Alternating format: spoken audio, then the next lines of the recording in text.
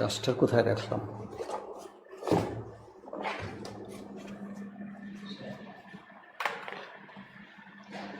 আসসালামু আলাইকুম। কাজী Abdul Majed academy online ক্লাসের পক্ষ থেকে সবাইকে শুভেচ্ছা অভিনন্দন। আমি এম এ মাজেদ, সহকারী শিক্ষক, কাজী আব্দুল মাজেদ একাডেমি, পাংশা, রাজবাড়ী। প্রিয় শিক্ষার্থীবৃন্দু, নিশ্চয়ই তোমরা সুস্থ আছো। আজকে আমি পদার্থবিজ্ঞানের অষ্টম অধ্যায়ের আলোর প্রতিফলন নিয়ে আলোচনা করব। নিশ্চয়ই তোমরা মনোযোগ সহকারে এই ক্লাসটা পর্যবেক্ষণ করবে, এই আশা রেখে আমার কার্যক্রম আমি শুরু করতে যাচ্ছি। আলোর প্রতিফলন আলোচনা করার আগে আমাদের একটু জানা দরকার আলোটা কী জিনিস।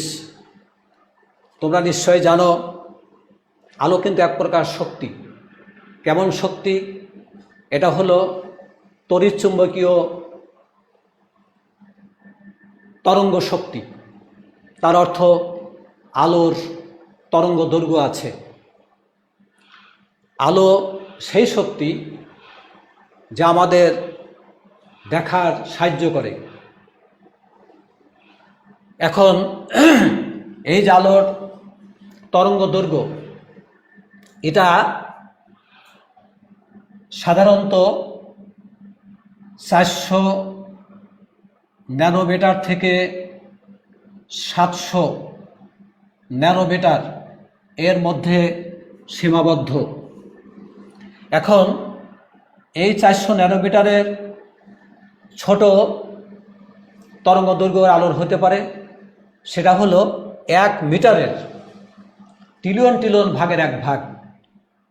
এখন 1 ট্রিলিয়ন মানে তোমরা নিশ্চয়ই জানো 1 ট্রিলিয়ন অর্থ 10 পাওয়ার 12।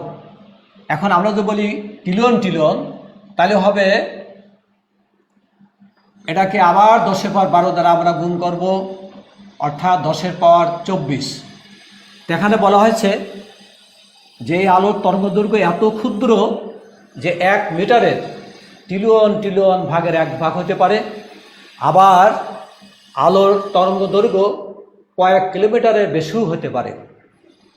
আমাদের সামনে যে আলোটা আমরা দেখতে পাই, সেই আলোর তরঙ্গ দৈর্ঘ্য এই 400 ন্যানোমিটার থেকে 700 ন্যানোমিটার পর্যন্ত হতে পারে। তোমরা নিশ্চয়ই জানো 1 ন্যানোমিটার মানে 10⁻⁹ মিটার। তাহলে আমরা জানলাম যে আলোর তরঙ্গ দৈর্ঘ্য যদি 400 থেকে 700 ন্যানোমিটার মধ্যে সীমাবদ্ধ থাকে, সেই আলো আমরা দেখতে পাই, অর্থাৎ সে আলোটা দৃশ্যমান। এখন আমরা এই যে প্রতিফলন, আলোর প্রতিফলন, এই প্রতিফলনটা কি জিনিস? প্রতিফলন কিন্তু অনেক কিছুরই হয়, যেমন শব্দের প্রতিফলন হয়, আলোর প্রতিফলন হয়। তা আমরা এখানে আলোচনা করব আলোর প্রতিফলন। তোমরা নিশ্চয়ই প্রতিফলক পৃষ্ঠের নাম জানো বা চেনো। এই যে আমরা একটা প্রতিফলক পৃষ্ঠ বোর্ডে অঙ্কন করলাম। এখন একটা বিন্দু আমরা এখানে চিহ্নিত করি। মনে করো কোনো একটা উৎস থেকে, আলোর উৎস থেকে একটা আলোক রশ্মি এই বিন্দুতে আপতিত হলো। এই বিন্দুটাকে বলা হয় আপতন বিন্দু। আর যে রশ্মিটা আসলো, এই রশ্মিটার নাম হলো আপতিত রশ্মি। এই রশ্মিটা কিন্তু কোনো একটা কোণে আসছে। দেখো, মনে করো এটা 60 ডিগ্রি কোণে আসছে। এই প্রতিফলক পৃষ্ঠের সঙ্গে 60 ডিগ্রি কোণে আসছে। এখন এই আলোটা এখানে বাধা পেয়ে পূর্বের মাধ্যমে ফিরে যাবে। অর্থাৎ এরা যদি এয়ার মিডিয়া হয় মানে বাতাস মাধ্যম হয়, তাহলে সে আবার বাতাস মাধ্যমে ফিরে যায়। এখানে এই যে ফিরে গেল, এটাকে বলা হয়েছে প্রতিফলন। কিন্তু শিক্ষার্থীরা মনে রাখবে যে আলো যখন কোনো প্রতিফলক পৃষ্ঠে আপতিত হয়, সেই সময় 3টে ঘটনা সাধারণত ঘটে। একটা হলো আলো বাধা পেয়ে ফিরে যায়, যেটাকে আমরা প্রতিফলন বলবো। এটা নিয়ে আমাদের মূলত আলোচনা থাকবে আজকে। আর একটা হলো এই মাধ্যমটা যদি স্বচ্ছ হয়ে যায়, তাহলে ওই মাধ্যমে দ্বিতীয় মাধ্যমে আলোটা গমন করবে, সেটা অবিলম্বের দিকে হয়তো বেঁকে আসবে যদি হালকা থেকে ঘনতে আসে, আর ঘনত্বে হালকা গেলে অবিলম্ব থেকে দূরে সরে যাবে। আর কিছু আলো এই মাধ্যম কর্তৃক শোষণ ঘটবে, অর্থাৎ শোষিত হবে। তাহলে এখানে তিন ধরনের ঘটনা ঘটতে পারে। আমাদের যে ঘটনাটা এখানে আমি আলোচনা করব সেটা হলো আলোর প্রতিফলন, অর্থাৎ বাধা পেয়ে সে যে মাধ্যম থেকে আসছে সেই মাধ্যমে আবার সে গমন করবে। শোষণে কোনো ঘটনা নেই। আর প্রতিসরণ ঘটনা তোমরা নবম অধ্যায় এটা জানতে পারবে, নবম অধ্যায়ে এটা বিস্তারিত আলোচনা আছে। তাহলে আমরা এখন এই প্রতিফলন শব্দটা নিয়ে আলোচনা করব। এই রশ্মিটাকে বলা হয়েছে আপতিত রশ্মি, এটাকে বলা হয় প্রতিফলিত রশ্মি। এখন এই যে বিন্দুটা আপতন বিন্দু, এই বিন্দুতে আমরা একটা লম্ব কল্পনা করব, এটাকে বলা হয় অভিলম্ব। এখন এই কোণটা কিন্তু 30 ডিগ্রি। এখন এই কোণ সমান এই কোণ হবে। মনে রাখবা যে আপতিত রশ্মি অবিলম্বের সাথে যে কোণ তৈরি করে, এই প্রতিফলিত রশ্মি অবিলম্বের সঙ্গে ঠিক একই কোণ তৈরি করে। এই কোণটাকে বলা হয় আপতন কোণ, এটাকে বলা হয় প্রতিফলন কোণ। এই কোণকে আই দিয়ে প্রকাশ করা হয়, এটাকে আর দিয়ে প্রকাশ করা হয়। সেক্ষেত্রে বিন্দু এই আইটা কোথা থেকে আসছে? নিশ্চয়ই তোমরা ইংরেজি শব্দটা জানো যে অ্যাঙ্গেল অফ ইনসিডেন্টস মানে আপতন কোণ, আর প্রতিফলন কোণটা হলো অ্যাঙ্গেল অফ রিফ্লেকশন। তাহলে পরে আইটা আসছে ইনসিডেন্ট থেকে, আর আরটা আসছে রিফ্লেকশন থেকে। তার অর্থ হলো যেখানে দুটো কোণ তৈরি হয়েছে, এটা আই সমান আমরা আর লিখতে পারি। এটা সিম্পল ঘটনা, তোমরা কম বেশি সবাই এটা জানো। এখন এই অধ্যায়ে আমাদের যে মূল আলোচনা সেটা হলো দর্পণ নিয়ে। তোমরা জানো যে দর্পণ ইংরেজি শব্দটা হলো মিরর। দর্পণ মানে আমরা আয়না বলি। বাড়িতে আমরা মুখ দেখার জন্য, মুখমণ্ডল দেখার জন্য যে আয়নাটা ব্যবহার করি, ওটা কিন্তু এক ধরনের দর্পণ। দেখবা তোমরা ওই আয়নার একটা কাঁচ, তার পিছনে একটা পারা লাগানো আছে। পারা মানে সিলভারিং করা, সাধারণত এজি সিলভারকে গলিয়ে প্রলেপ দেওয়া হয়, এটাকে পারা লাগানো বলা হয়। এটা একটা দর্পণ। এখন দর্পণটা কাকে বলে? দর্পণটা হলো যে মসৃণ তলে আলোর নিয়মিত প্রতিফলন ঘটে। এখন আলোর নিয়মিত প্রতিফলনটা আমাদের ব্যাখ্যা করতে একটু পরে আমি আলোচনা করব। তাহলে দর্পণটা হলো যে মসৃণ তলে আলোর নিয়মিত প্রতিফলন ঘটে, তাকে আমরা সাধারণত দর্পণ বলি। এখন এই দর্পণের প্রকার আছে, সাধারণত দুই প্রকার দর্পণ আমরা দেখতে পাই। একটা হলো সমতল দর্পণ, আর একটা হলো গলীয় দর্পণ। এখন এই সমতল দর্পণটা কি জিনিস? আমরা যেটা বাড়িতে মুখমণ্ডল দেখি, অর্থাৎ চেহারাটা দেখি, এটাকে বলা হয় সমতল দর্পণ। তাহলে আমরা বলবো সমতল দর্পণটা কি? যে তল মসৃণ এবং এতে আলো নিয়মিত প্রতিফলন ঘটে, তাকে আমরা সমতল দর্পণ বলি। এই সমতল দর্পণের অনেক ঘটনা আছে, এটা আমরা পর্যায়ক্রমে আলোচনা করব। এখন আমরা গলীয় দর্পণে যাব। গলীয় দর্পণটা সাধারণত এটা কোনো গোলকের অংশ বিশেষ। আমরা যদি কোনো গোলকের একটা গোলক থেকে যদি একটা অংশ আমরা কেটে নেই, ধরি একটা গোলক, তার থেকে একটা অংশ কেটে নিলাম। এখন যে কোনো একদিকে যদি আমরা পারা লাগাই, একটা গলীয় দর্পণ তৈরি হলো। এখন সে পারা লাগানোটা যে কোনো পৃষ্ঠে হতে পারে, এরা কিন্তু সবাই গলীয় দর্পণ। তোমরা মনে রাখবে যে এই যে একটা বক্ররেখা আমি অঙ্কন করলাম, এই বক্ররেখার এই পৃষ্ঠটাকে সবসময় বলা হয় উত্তল পৃষ্ঠ। এটা তোমাদের মনে রাখার দরকার, উত্তল পৃষ্ঠ। আর এই পৃষ্ঠটাকে বলা হয় সবসময় অবতাল পৃষ্ঠ। এই দুটো শব্দ তোমরা একটু মনে রাখবা। এখন দুটোই কিন্তু গলীয় দর্পণ। দেখো প্রথমটাই কিন্তু আমি উত্তল পৃষ্ঠে পারা লাগিয়েছি, অর্থাৎ সিলভারিং করেছি। উত্তল পৃষ্ঠে যদি পারা লাগানো হয় তাহলে এটাকে বলা হয় অবতল দর্পণ। আর যদি অবতল পৃষ্ঠে পারা লাগানো হয় তাহলে এটাকে বলবো আমরা উত্তল দর্পণ। এখন প্রশ্ন হলো এই সংজ্ঞাটা আমরা কিভাবে দেব? একটু মনে রাখবে তোমরা যে এই যে দর্পণ, এই দর্পণের দুটো পৃষ্ঠ থাকবে গলীয় দর্পণের, একটা হলো পাড়া লাগানো পৃষ্ঠ আর একটা হলো প্রতিফলক পৃষ্ঠ, অর্থাৎ যে পৃষ্ঠে আলো আপতিত হবে। তাহলে এখানে আলো আপতিত হবে এই পৃষ্ঠ দিকে, আর এখানে পাড়া লাগানো হলো তার অপোজিট পৃষ্ঠ। তাহলে আমরা এটাকে বলবো অবতল দর্পণ, এটাকে বলবো আমরা উত্তল দর্পণ। এখন সংজ্ঞাটা আমরা কিভাবে দিতে পারি একটু মনোযোগ সহকারে দেখো। আমরা বলবো যেহেতু এটা গলীয় দর্পণের অংশ, তাহলে আমরা সংজ্ঞার প্রথমে বলবো যে গলীয় দর্পণের উত্তল পৃষ্ঠে পাড়া লাগানো থাকে তাকে বলে অবতল দর্পণ। অথবা আমরা বলবো যে গলীয় দর্পণের অবতল পৃষ্ঠ প্রতিফল পৃষ্ঠ রূপে কাজ করে তাকে আমরা বলবো অবতল দর্পণ। এখন উত্তল দর্পণটা কাকে বলবো আমরা? যে গলীয় দর্পণের উত্তল পৃষ্ঠ প্রতিফল রূপে কাজ করে তাকে বলা উত্তল দর্পণ। অথবা আমরা বলবো যে গলীয় দর্পণের অবতল পৃষ্ঠে পাড়া লাগানো থাকে তাকে বলা হয় উত্তল দর্পণ। এখন এই যে অধ্যায়, এই অধ্যায়ের মূলত এই গলীয় দর্পণ নিয়েই বেশি আমাদের আলোচনা আছে।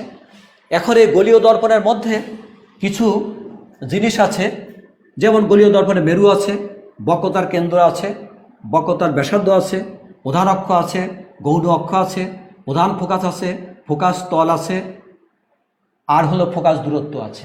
এ সম্পর্কে আমাদের একটু ধারণা থাকা দরকার, তাহলে পরে এই অধ্যায়ের যত সমস্যা আছে আমরা সহজভাবে এটাকে সমাধান দিতে পারবো। এখন আমি এই গলীয় দর্পণ এর মেরু নিয়ে একটু কথা বলবো। তোমরা নিশ্চয় জানো গলীয় দর্পণ যেটাই হোক, সে উত্তল নাও আর অবতল হোক, সবারই এই জিনিসগুলো আছে। এখন আমি একটা উত্তল দর্পণ নিয়ে কথা বলি, অবতল দর্পণ নিয়ে কথা বলি।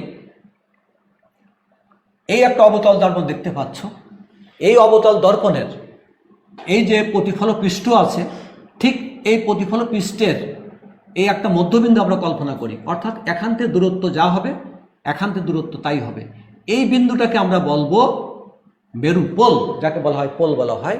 তাহলে আমাদের সংজ্ঞা হলো যে কোনো গলীয় দর্পণের প্রতিফল পৃষ্ঠের ঠিক মধ্যবিন্দুকে বলা হয় দর্পণের মেরু।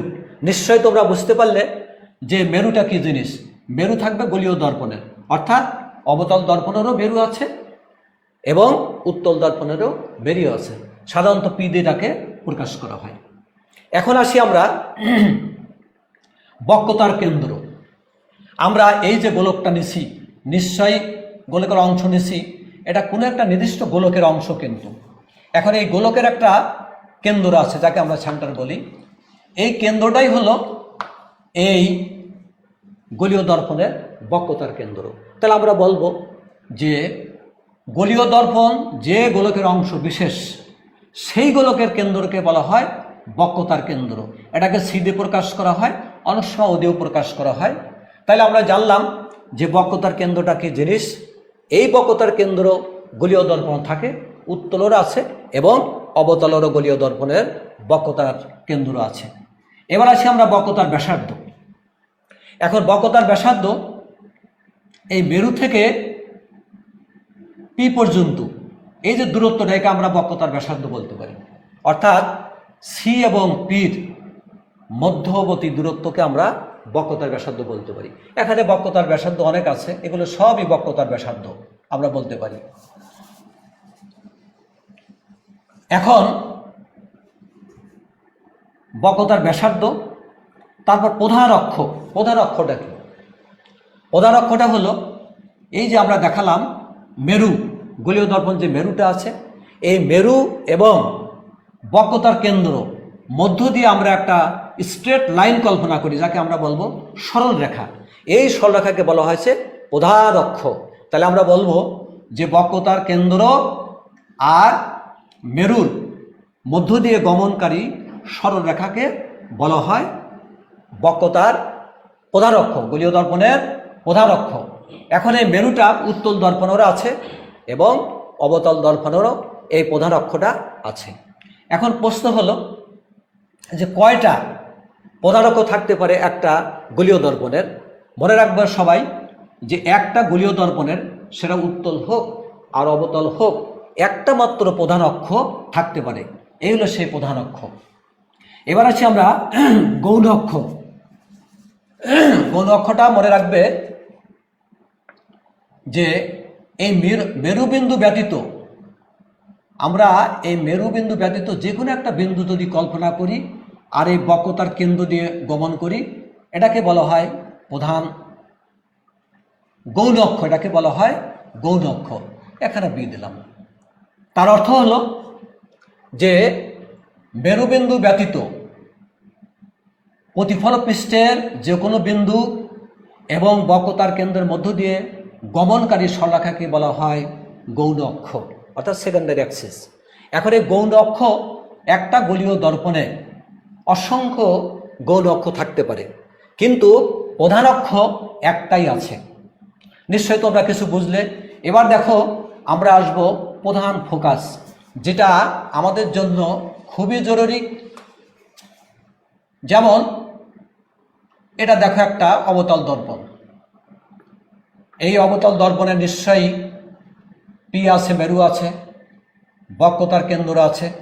এই বক্রতার কেন্দ্র দিয়ে আমরা একটা প্রধান অক্ষ কল্পনা করতে পারি। এখন মনে করো যে এখানে একটা আলোর উৎস আছে। এখন আলোর উৎসটা থেকে যে আলোর উৎস থেকে আলো যদি এই প্রধান অক্ষের সমান্তরালভাবে এই দর্পণে গিয়ে আপতিত হয়, তাহলে সেখানে বাধা পেয়ে, যেহেতু পিছনে পাড়া লাগানো আছে, সেখানে বাধাগ্রস্ত হবে। বাধাগ্রস্ত হয়ে এই বিন্দু দিয়ে, একটা প্রধান অক্ষের উপর যে কোনো একটা বিন্দু দিয়ে সে ফিরে আসবে। এভাবে যত চিন্তা করি আমরা প্রধান অক্ষের সমান্তরাল রশ্মি, সে কী করবে? বাধা পেয়ে এখানে প্রধান একটা বিন্দু দিয়ে ফিরে আসবে। এটাকে বলা হয়েছে প্রধান ফোকাস। এখন এই যে প্রধান ফোকাস, মনে রাখবা যে প্রধান ফোকাসটা কিন্তু এই পিসি যে রেখাংশ আছে তার ঠিক মধ্যবিন্দু। এটা আমরা পরে প্রমাণ করব যে এটা কি করে মধ্যবিন্দু হয়, এর সম্পর্কে আমার আলোচনা পরবর্তী ক্লাসে থাকবে। এবার আসো প্রধান ফোকাস। এখন প্রধান ফোকাসটা কি একটু লক্ষ্য করো। প্রধান ফোকাস হলো, তাহলে আমরা সংজ্ঞায় বলবো, সে উত্তল দর্পণ হোক আর অবতল দর্পণ হোক।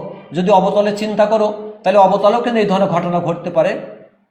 একটু মনোযোগ দিয়ে দেখো, এটা উত্তল দর্পণ আর এটা হলো উত্তল দর্পণের ঘটনাটা কিভাবে আসবে? এটা পি, এটা হলো সি। এখন প্রধান অক্ষের সমান্তরাল সে আসলো, এসে সে বাধা পেয়ে এবার ফিরে চলে যাবে। এখন আমরা যদি পিছনে একটু বাড়াই, তাহলে কিন্তু দেখো মনে হচ্ছে প্রধান অক্ষ থেকে কোনো একটা রশ্মি ছড়িয়ে গেছে।